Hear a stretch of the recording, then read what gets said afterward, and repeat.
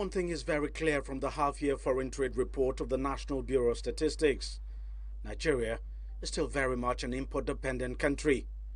And this is despite all the efforts of the government at weaning Nigerians away from imports. The report is a clear indication of how much effort the government still needs to put in order to address the country's balance of trade challenge. In the first half of 2020, we had a trade deficit of 2.25 trillion. In the second half of 2020, we had a trade deficit of 5.12 trillion. Now we are talking about the first half of 2021, a trade deficit of 5.81 trillion. So the trend has been fairly consistent, and it also continues to demonstrate the fact that the economy is still highly import dependent. We are not exporting enough. We are importing a lot.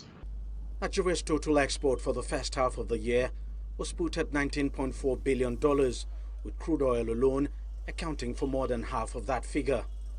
On the other hand, total import within the same period amounted to about $33.5 billion. And top on the import list are refined petrol, wheat and used vehicles. If you look at the second quarter of this year, where total import was about 6.95 trillion naira, it simply means we spent about 1.1 trillion naira to import petroleum products in the 3 months of April to June 2021.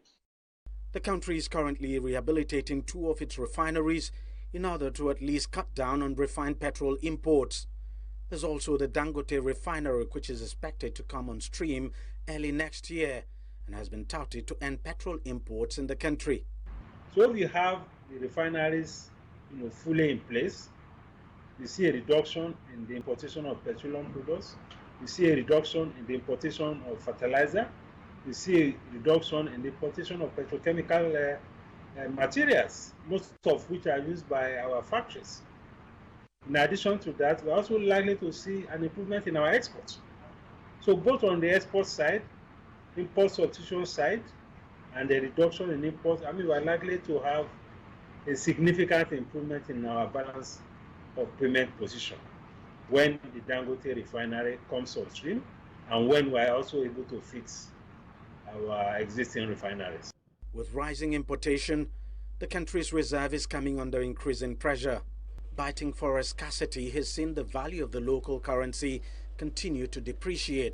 We don't have so much of capital importation coming in. We don't have so much of the export remittance coming in. So net-net, we are now reporting negative balance of payments. And the section, the part of it that should have used to moderate that for us, which the balance of trade is also now negative.